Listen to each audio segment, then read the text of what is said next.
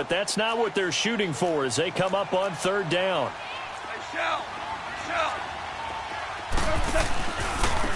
And they'll go ground game here with the tailback. And it's been like this all night long. Nowhere to run as they stop him behind the line. They'll wind up losing 3 yards here. And that's going to bring up a 4th down.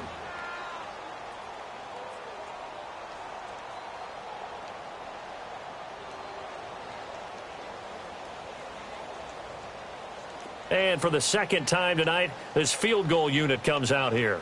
He connected on his first. This time it's 39 yards away. And his kick here is good. And they will take the lead at 13-10. So that's a 7-play drive that ultimately stalls out there at the end. Yeah, things were a little leaky in the beginning on that drive, weren't they? But how about the front 7? As they got closer to their goal line, things stiffened a little bit, forced the field goal. Here's a look at the 49ers offense as they make their way out for their first possession of the second half. They're down in this game. A chance for the offense, though, to put something on the board, get some momentum here in half 2. Try and get things kick-started for them. And you know in the half, they discussed how they were going to get that done. This is where scripting comes into play a lot of the time. How many plays do you script coming out of the second half? Most of the time in the first half, you're scripting 12 to 16. I think in the second half, you're really scripting more like 8 to 10. Kind of a starter or an opener, whatever terminology they use. Just something to get you off to a quick start. And they'll keep on the ground with Jones. And able to get this one all the way up to about the 46-yard line. A good run there on first down, and it'll leave them with a 2nd and 2.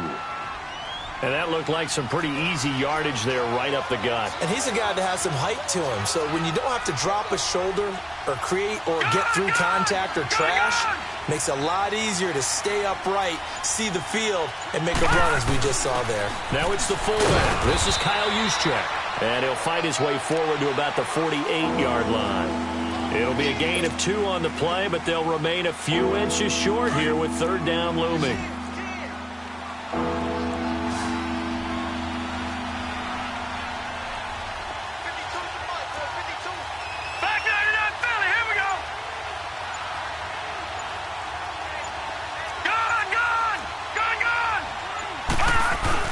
They'll try and run for it with Jones. And he's got the first down yardage before being taken down at midfield. They only get 2 there, but on 3rd and 1, that's all they needed to keep the drive going.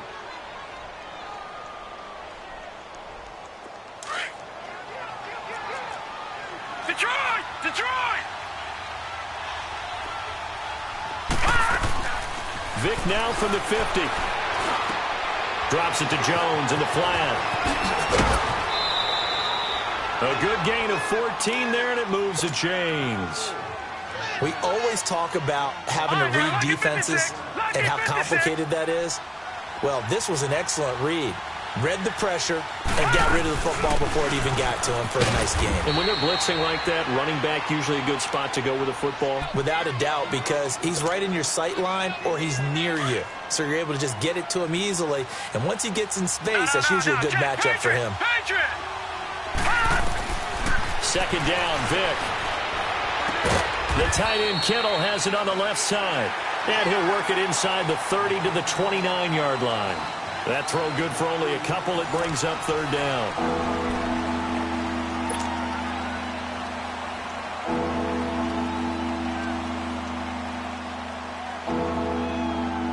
The Niners on third down. They've been excellent, 6 for 7. Here it's 3rd and 2. They'll pitch it out to Jones. It'll go as a gain of 6 that time, and it moves the chains as well. Another carry for their leader, and a good one. It's crunch time. They'll need him to continue to be productive in both the run and passing game in order for them to try and snatch a victory. They go play action here on first down.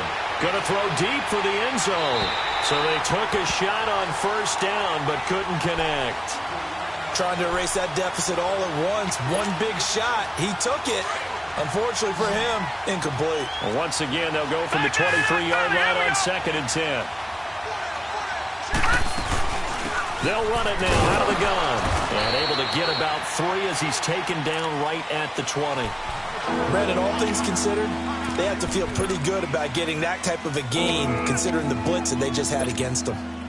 The Niners on third down. They've been outstanding. 7 first downs and 8 tries. This is 3rd and 7. No.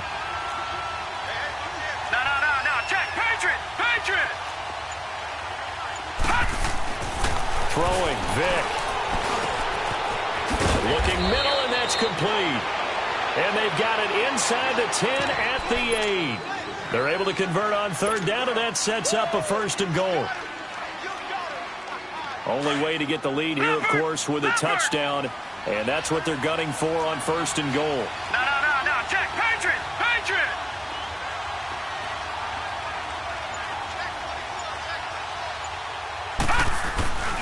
Now Jones. And nothing doing. He's immediately taken down at the line of scrimmage. They'll say no gain on the play, and it'll be 2nd and goal. Doubling this guy has to be a priority before moving up to the next level, because the big fella, he just ate that one alive, just stuffed it. In fact, before the game, he was talking to us, and he's like, hey, these pants make me look fat? And we said, nah, man, you're just a whole lot of guy. He is at well over 300 pounds. He's a big man. Vic on 2nd down. Oh, you saw that one coming. It's intercepted. Thrown back across his body. Picked off by the linebacker, Jalen Smith. Well, I don't think we'll have to look very hard to find our play of the game. That was an absolutely monstrous big play right there.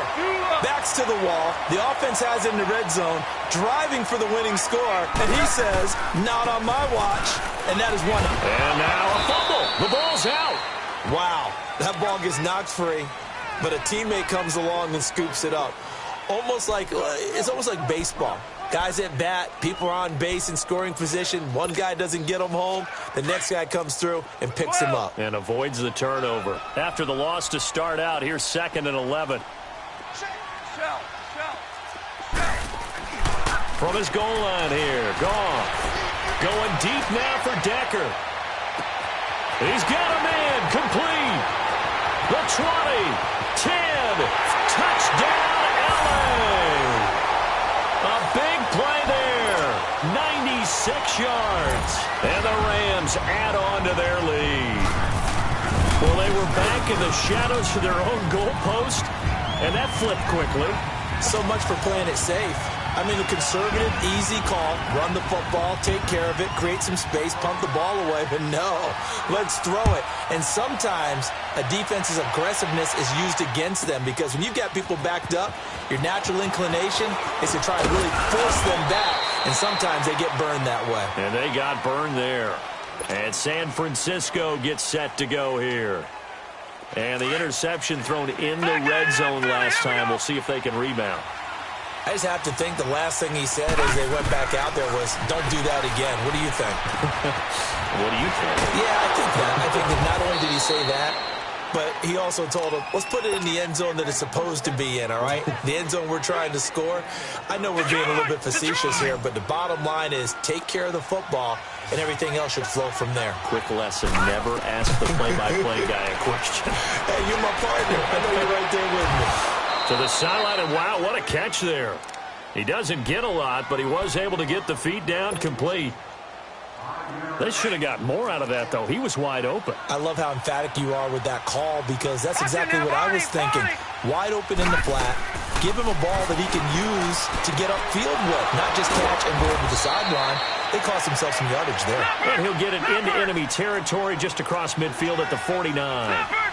His 5th catch tonight, and it's good for a 1st down. Now here's Vic. It's a short one here, complete to his tight end. And he'll be brought down, it looks like right at the 40. Give him 9 there on the 1st down completion. Well, this is how you shake the thoughts of that interception on the last drive. You come out and start this one 4 for 4. And watching him throw it around with that type of confidence reminds me of a guy I played with way back when who told me, I don't care if I throw 10 interceptions in a row. I'm going to stay confident, keep flinging it. I just figured there's something wrong with the football. They'll get just a couple, but the sticks move again. Vic operating on 1st down. And this is intercepted, and that should do it. Quincy Wilson with the INT, and he's going to get this one to the 23-yard line. Time for a break. We'll come back to wrap this one up after this.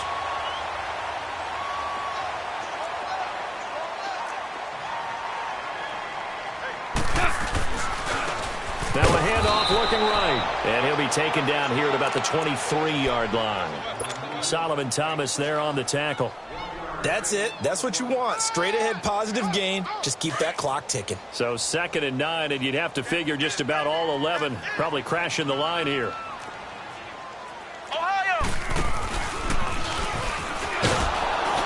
And it's been like this all night long. Nowhere to run as they stop him behind the line. It's a loss of 2, now 3rd down. An interesting and intriguing decision there defensively because they kept extra DBs on the field despite seeing the multiple tight end look that came out for the offense. I thought they were going to switch out of it. I didn't know if they felt they didn't have time or what the case was. Well, in any event, the extra speed allowed for great penetration as they stuffed that one behind the line of scrimmage. After the run, Goff going to throw. And incomplete. The contact made the ball roam free and brings up 4th down. The beauty of being able to play a zone defense when you can sit back and see the ball coming out of the quarterback's hands, guess what? Creates a lot of confusion, kind of a muddle in the middle of the field where you go make a play on the football.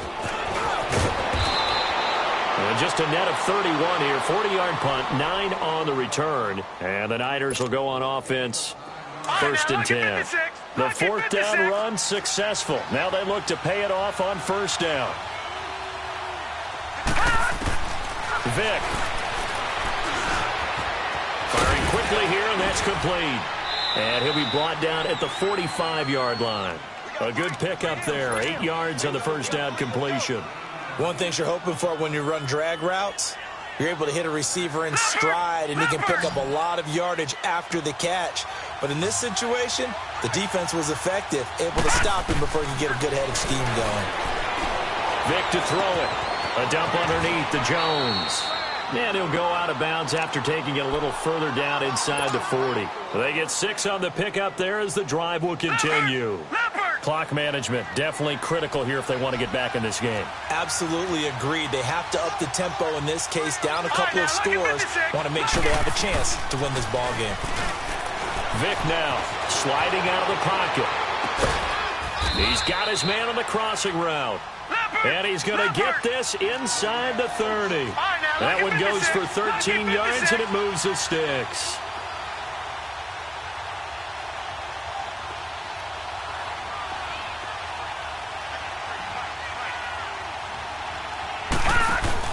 Here's Vick. His throw caught right around the 6. And he gets it all the way down inside the 10 and mark him at the 5. And you definitely could make the case we might not even be in overtime had he not thrown 3 interceptions.